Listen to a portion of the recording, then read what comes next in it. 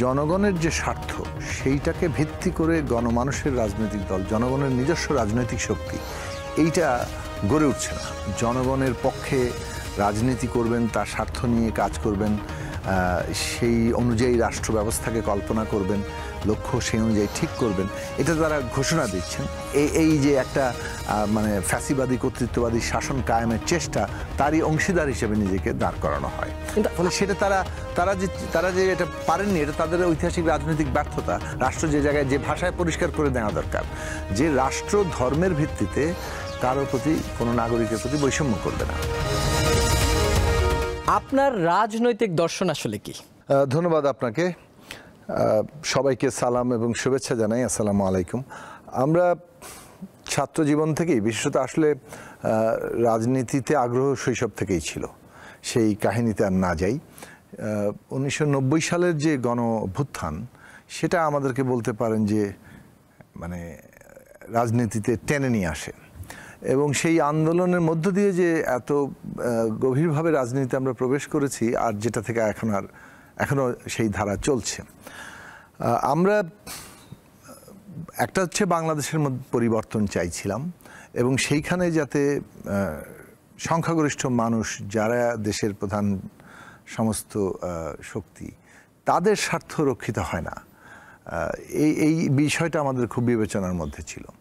ফলে ওই ধরনের রাজনীতি আমাদের আকৃষ্ট করেছে, প্রগতিশীল রাজনীতি, গণতান্ত্রিক রাজনীতি। কারণ আমরা এই যে মানুষের যে মানে সমতার যে অধিকার কিংবা সমতার যে দাবি, সে আকাঙ্ক্ষা, সেইটা আমাদেরকে আকৃষ্ট করেছে।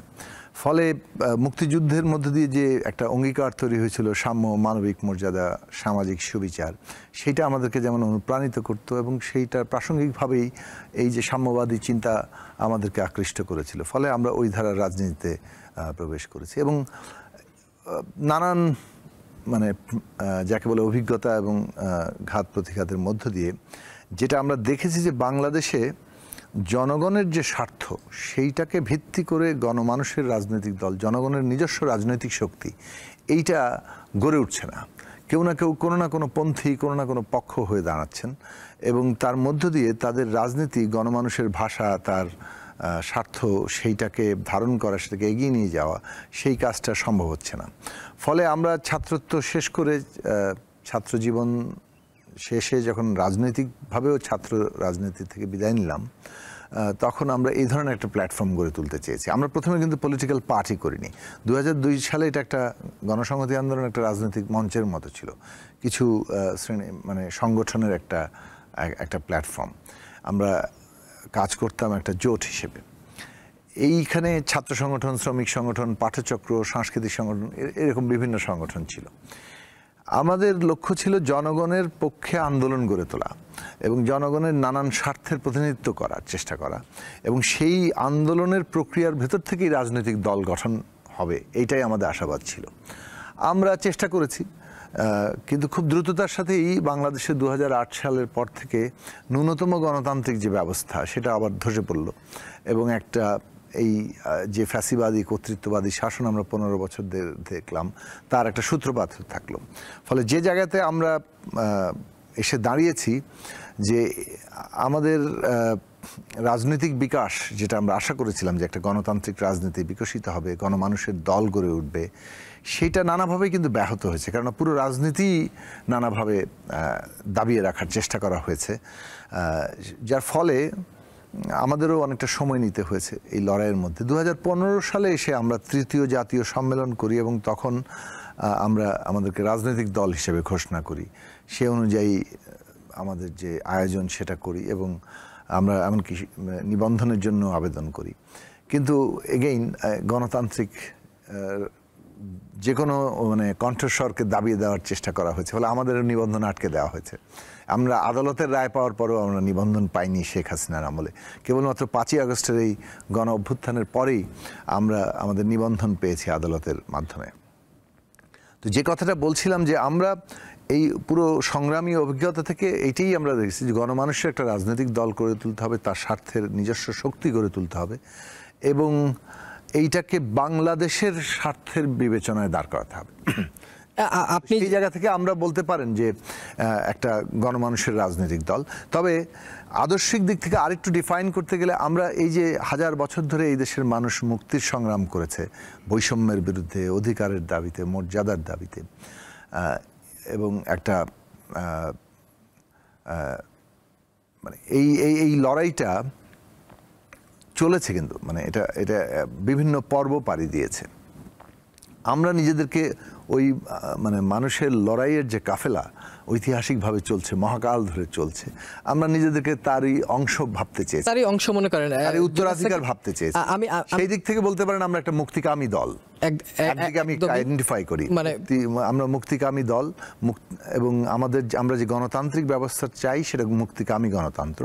আরেকটা দিক থেকে আমরা কথাটা বলি, সেটা হচ্ছে গণতন্ত্র বলতে কিন্তু অনেক ব্যবস্থাকেই বোঝায়, কিন্তু যে গণতন্ত্রে গণমানুষের অধিকার প্রতিষ্ঠিত হয় না কেবলমাত্র ভোট কিংবা অল্প সংখ্যক মানুষের হাতে, কিংবা একদল মানে যারা মানে যাদের সম্পদশালী অংশের মধ্যেই কেবলমাত্র গণতন্ত্র কিংবা তাদেরই কর্তৃত্ব পুরোটা জায়গায় থাকে, সেটা আসলে সেই গণতন্ত্র সকল মানুষের অধিকারের নিশ্চয়তা দেয় না। ফলে আমরা ভেবেছি যে এমন একটা গণতন্ত্র যেটা আসলে সামাজিক গণতন্ত্র, যে গণতন্ত্রে দেশের সংখ্যাগরিষ্ঠ মানুষ যারা মেহনত করে, যারা এই দেশের সম্পদ সৃষ্টি করে, তাদের অধিকার প্রতিষ্ঠিত হবে।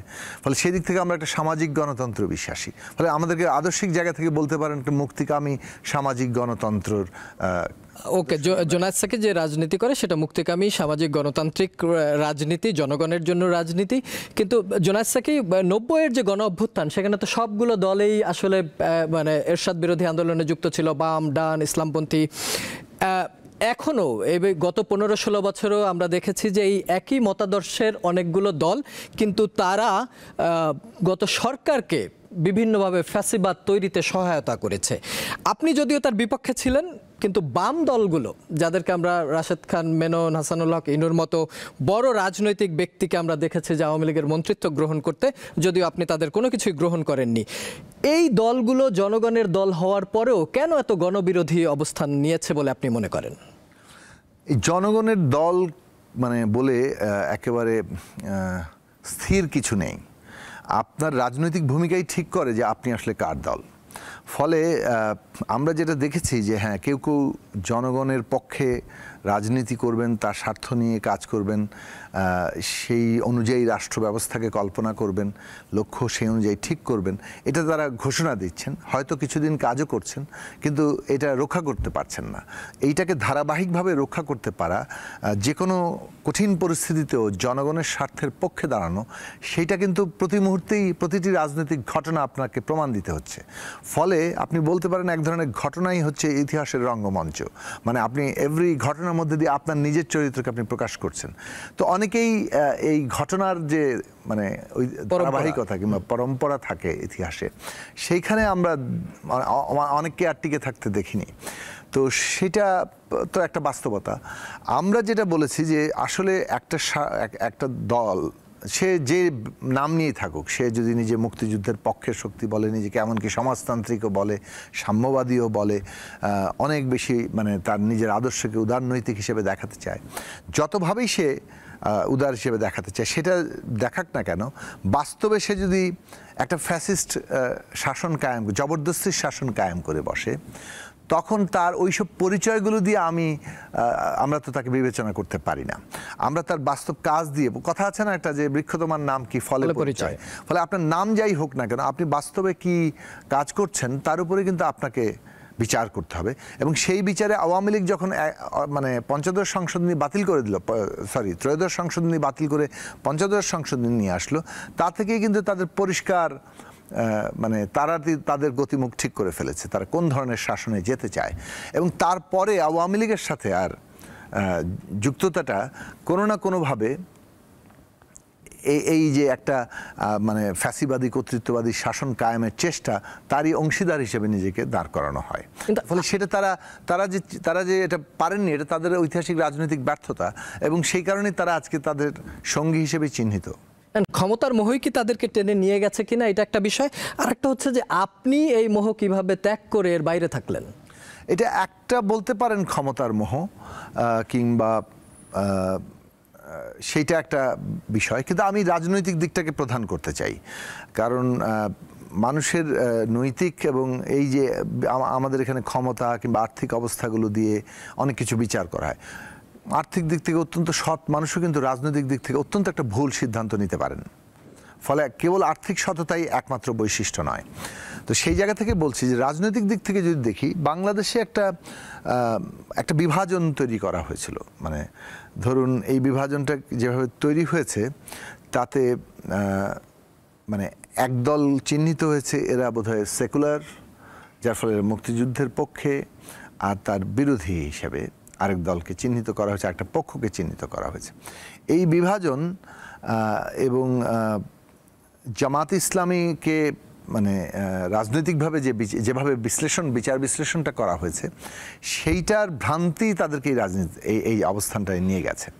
অর্থাৎ জামাত ইসলামী ৭১ সালে তার যে ভূমিকা, তার যে ধর্মীয় রাজনীতি, তার যে ধর্মভিত্তিক রাজনীতি এবং তার যে রাষ্ট্রকল্পনা, সেইটার সাথে যেমন আমাদেরও পার্থক্য আছে। কিন্তু আমরা নিজেরা যে রাজনীতি করতে চাইছি, যে বাংলাদেশকে যেভাবে কল্পনা করছে, ওই যে সাম্য, মানে মানবিক মর্যাদা, সামাজিক সুবিচারের বাংলাদেশ, গণতান্ত্রিক বাংলাদেশ, সেই বাংলাদেশে যদি গণতন্ত্রটাই না থাকে, তাহলে আপনি আরেকজনের রাজনীতিকে বিরোধিতা করবেন কোন নৈতিক এবং রাজনৈতিক মানদণ্ডে? আপনি মানে যেটা রক্ষা করার জন্য, মানে কেউ ধর্মনিরপেক্ষতা রক্ষা করার জন্য গণতন্ত্রকে বিসর্জন দিতে গিয়েছেন। তো এইটা তো ধর্মনিরপেক্ষতা রক্ষা হবে না। এখন ধর্মনিরপেক্ষতার এখানে একটা ভিন্ন অর্থ দাঁড়িয়েছে। ধর্মনিরপেক্ষতার অর্থ হওয়ার কথা ছিল, যে অর্থেই আসলে এটা আসা উচিত, কিংবা রাষ্ট্র যে জায়গায় যে ভাষায় পরিষ্কার করে দেওয়া দরকার, যে রাষ্ট্র ধর্মের ভিত্তিতে কারো প্রতি, কোনো নাগরিকের প্রতি বৈষম্য করবে না, যার ফলে ধর্মীয় স্বাধীনতা, সম্প্রীতি, যে কোনো রকম পক্ষপাত, এইটা থেকে রাষ্ট্র বিরত থাকবে। রাষ্ট্রের নিজের কোনো ধর্ম হয় না। সেই জায়গা থেকে যে পজিশনটা নেওয়া দরকার, এবং সেটার মানে একেবারে আবশ্যকীয় একটা মানে শর্ত হচ্ছে যে আপনাকে গণতান্ত্রিক জায়গায় থাকতে হবে। না, আমার জানতে চাওয়া যে অনেকেই অনেক কিছু বিসর্জন দিয়েছে। ভোটের অধিকার রক্ষা করতে গিয়ে, আমি শেষ করি, গণতন্ত্র এবং ভোটের অধিকারটা বাতিল করে দিয়ে আপনি ধর্মনিরপেক্ষতা রক্ষা করতে যাচ্ছেন। এই যে ভ্রান্ত রাজনীতি, সেই ভ্রান্ত রাজনীতি তাদেরকে এই জায়গায় নিয়ে গেছে। না, তার সাথে অন্যান্য সুবিধা আপনি যোগ করতে পারেন। না, সেটা ঠিক আছে।